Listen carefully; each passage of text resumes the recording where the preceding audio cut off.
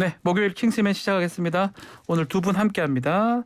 자, 킹스맨 헬마우스 평론 하시고요. 브리핑을 맡고 있는 킹스맨 박석원 YTN 앵커 함께합니다. 안녕하세요. 안녕하십니까. 네, 자 헬마우스. 네. 잠은 잡니까? 잠은 자죠. 피곤해 보입니다.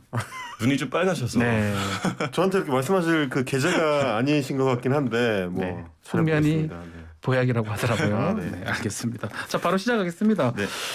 자, 첫 번째 소식 뭐죠? 윤석열 대통령 첫 출퇴근길 어땠나입니다. 예, 윤석열 예. 대통령 어제 서울 서초동 자택에서 용산 집무실까지 첫 출근을 했습니다. 윤 대통령 서초동 자택에서 반려견들과 함께 또 김건희 여사의 배웅을 받으면서 차량에 탑승을 했는데요. 오전 8시 23분경에 차량 행렬은 단지를 나와서 반포대교를 향했습니다. 윤 대통령이 탄 차량은 곧바로 반포대교 건너서 용산 미군기지 13번 게이트 도착했는데 이때 시각이 오전 8시 31분 그러니까 7km 출근길을 8분 만에 도착을 했습니다. 그래요. 딱 8시 20분. 네. 딱 많은 분들이 나가고 싶은 그 시점에 나가셨던 것 같은데 어떻게 출근길 보셨습니까? 일단은 부럽고요. 원래 이 시간에 이제 나가면 부럽다는 얘기는 뭐죠? 제가 숙면 물어봤잖아요. 바로 그렇습니다. 이게 딱 나가고 싶은 시간에 나가서 정확한 시간에 도착할 수 있는 출근길이라면 숙면을 취하는데 상당히 좀 도움이 될 것 같은데. 제가 그래서 질문을 드린 겁니다. 네. 제가 지금 몇 시에 나온지 아십니까? 몇 시에 나오셨습니까? 안 막히는 시간에 나옵니다. 6시 전에 나와야 안 막힙니다. 저는. 저도 그렇거든요. 저도 네. 이제 집에서 출발하는 시간이 1시간 한 10분쯤 전에 출발하는데 네. 11분 전에 출발할 수 있다는 사실 일단 좀 부럽고요. 그리고 이제 여러 그 감상들이 있을 수 있겠는데 일단은 그렇죠. 우리 국민들 입장에서는 처음으로 만나는 이제 출퇴근하는 대통령이 처음이고요. 정말 처음입니다. 그렇습니다. 맞죠? 그동안에 이제 청와대에 대통령 집무실이 있을 때는 대통령 관저도 역시 이제 청와대 내에 있었기 때문에 직주 근접형이다. 이렇게 할 수 있었는데 이제부터는 이제 직주 분리형의 대통령 시대라고 할 수 있을 것 같습니다. 예.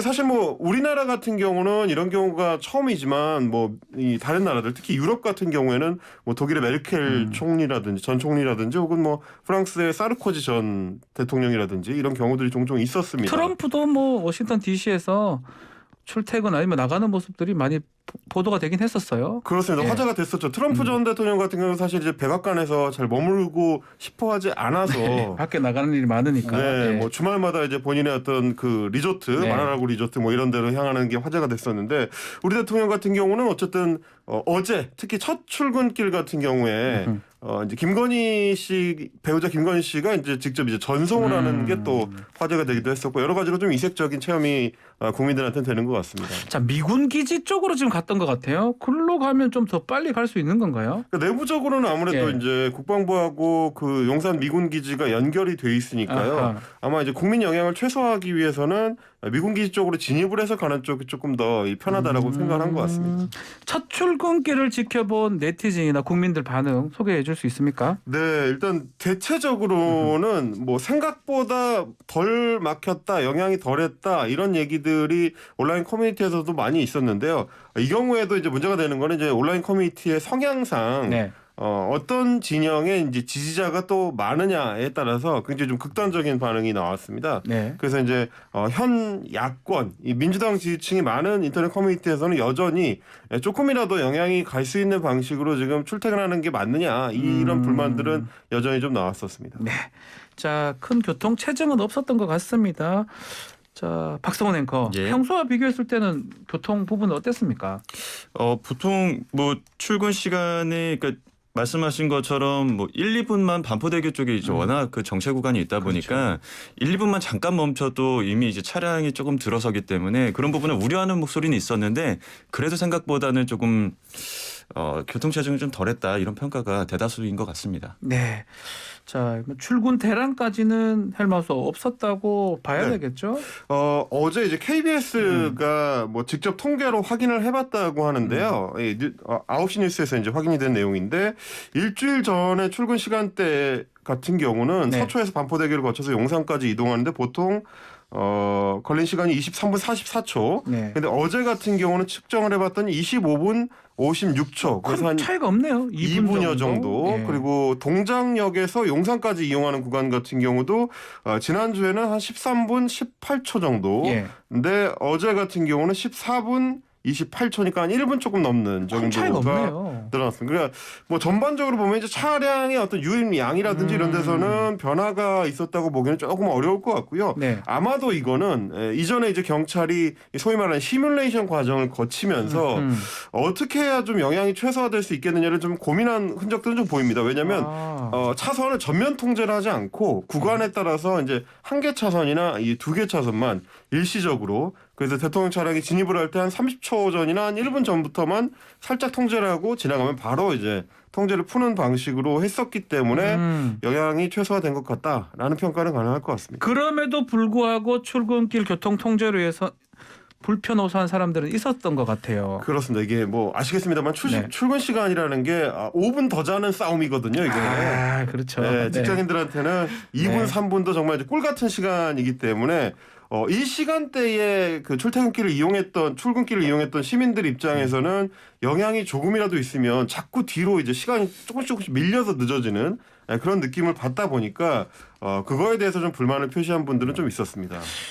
출퇴근 이 시간 혼잡한 거 고려하면 뭐 인터뷰였나요? 교통공학자가 네. 아주 빨리 출근하고 아주 늦게 퇴근하시면 아무 문제 없을 것이다 라는 어떤 기를 제가 본 기억이 나는데 맞습니다.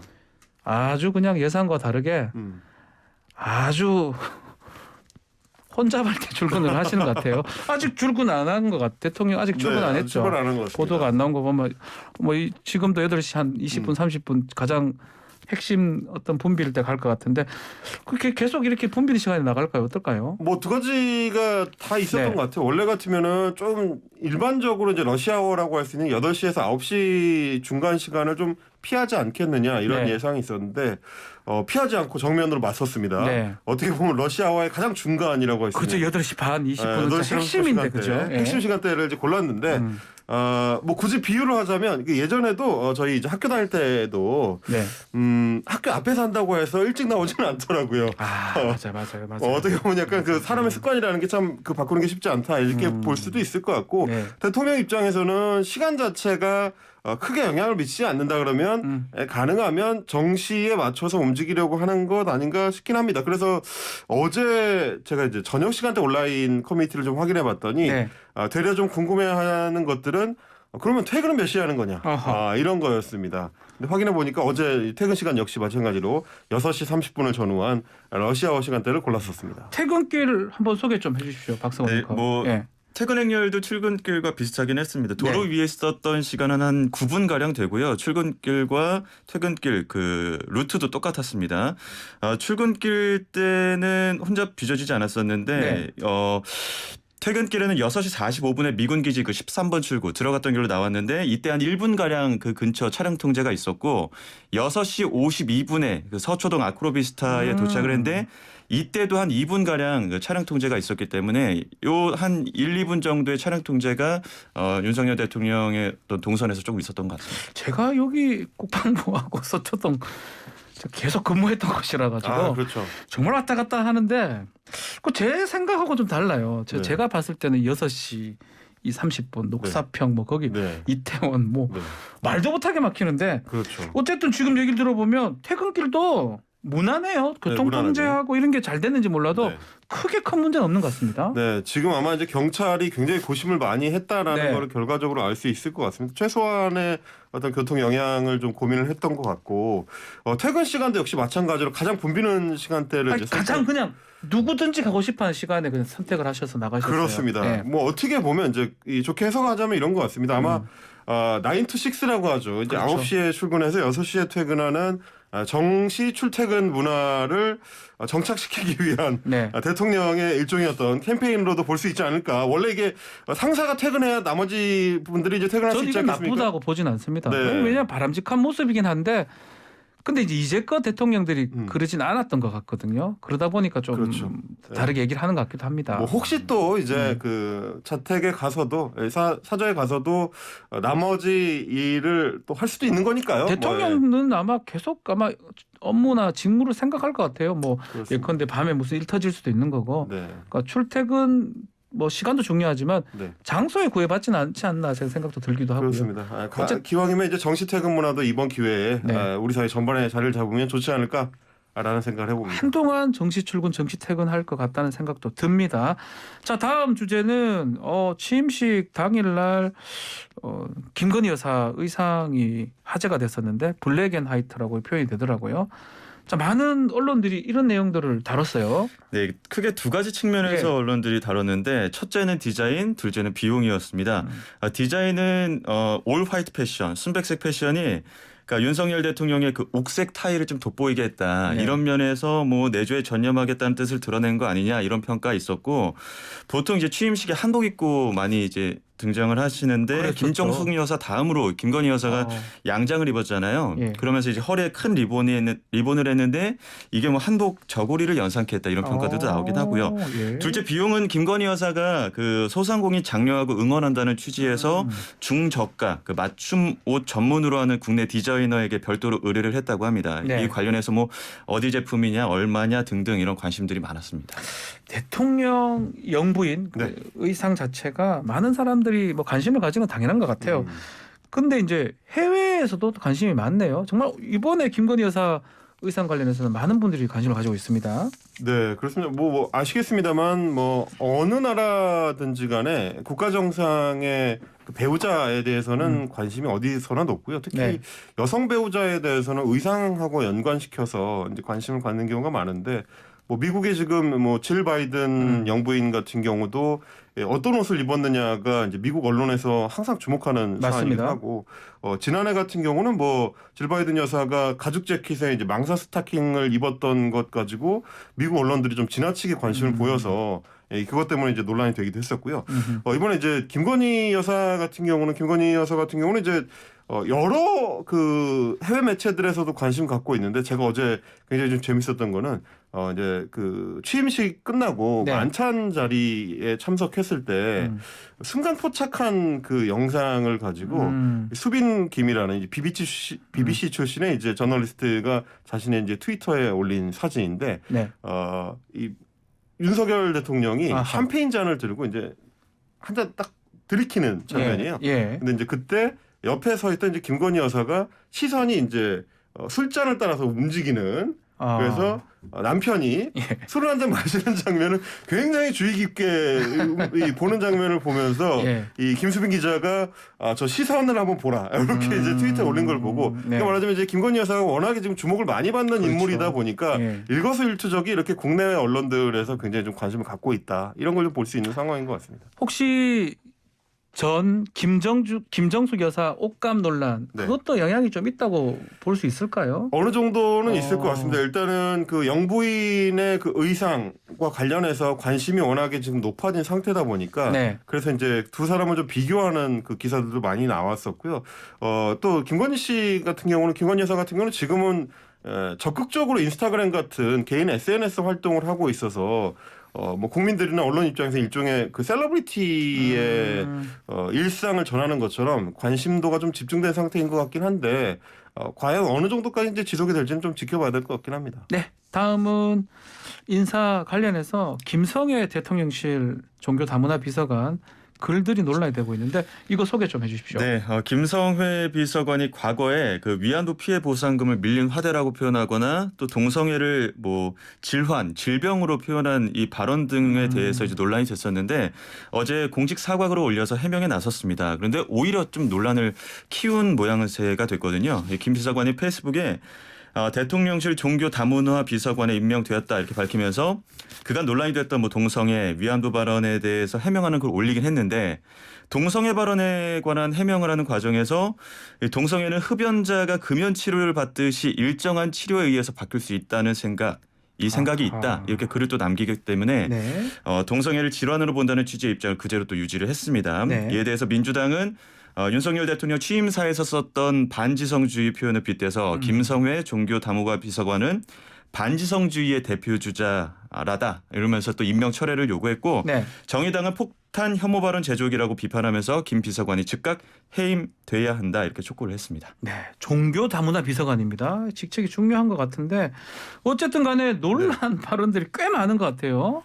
조금 충격적인데요. 사실 이제 위안부 피해자들이 일본을 대상으로 개인 피해 보상을 요청하는 거는 단순히 돈을 달라는 차원의 문제가 아니고 아니죠. 일본이 이제 전쟁 범죄를 저질러서 반인권적인 범죄를 저질렀던 것을 인정하라는 요청입니다. 네. 그걸 두고 매춘부의 화대에 비유를 했었던 과거 발언 같은 경우는 사실은 굉장히 용납하기 힘든 수준의 몰지각한 발언이라고 할 수 있을 것 그렇죠. 같고요. 누가 그 용납할 수 있을까요? 그렇습니다. 네. 근데 이제 어제 발언 같은 경우도 그 발언이 좀 지나쳤다라고 사과를 하긴 했지만 인식 자체가 아하. 자신이 틀렸다라고 인정한 건 아니거든요. 이게 이런 치료 부분. 이런 얘기를 하는 거 맞나요? 그리고 이제 동성애에 대해서 이제 치료를 거론하는 그러니까요. 것도 사실 40년대 50년대 이제 미국 사회 같은 데서 이제 가능했던 아주 구태적이고 구시대적인 그리고 비과학적이고 반의학적인 인식입니다. 이제 이런 부분을 지적하지 않을 수가 없는 거고 네. 다른 자리도 아니고 이제 다양성이 핵심인 종교 다문화 비서관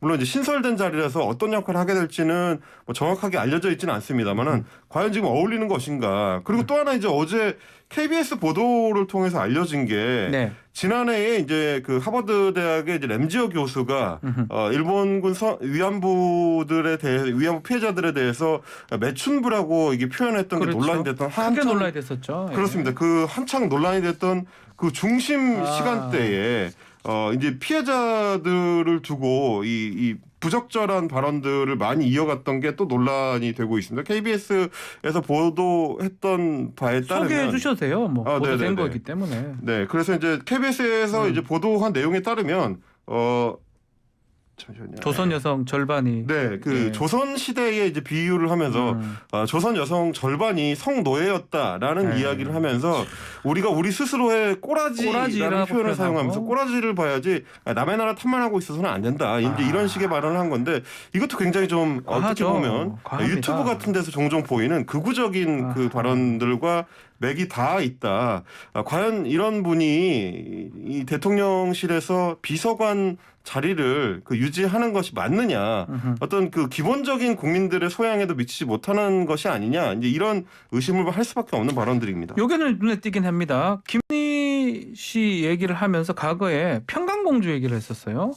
그렇습니다. 예. 그래서 사실 이제 발탁 배경 자체가 이것 때문이 아니냐라는 얘기가 혹시나 이것 때문에 발탁된 거 나올 아니냐. 정도인데 아하. 과거에 이제 그 매체의 그 기고한 칼럼을 보면 제목 자체가 이제 온달 장군과 평강공주를 이제 거론을 하면서 윤석열 대통령을 두고 이제 온달 장군 그리고 이 김건희 씨를 두고 이제 평강공주라고 비교를 해서 뭐 외모를 찬양을 한다든지 이런 식의 그 표현들이 좀 많이 나오고요. 그러니까 파격적인 패션과 변신을 통해서 윤석열 당선자의 훌륭한 동반자가 될 것이다. 이제 네. 이런 식의 표현들이 들어 있었습니다. 그러다 보니까 이제 뭐 대통령 부인을 향한 이런 상찬 때문에 혹시 비서관으로 발탁이 된 것이 아니냐. 예, 이런 얘기들이 이제 언론을 통해서 의혹이 제기가 되고 있습니다. 네.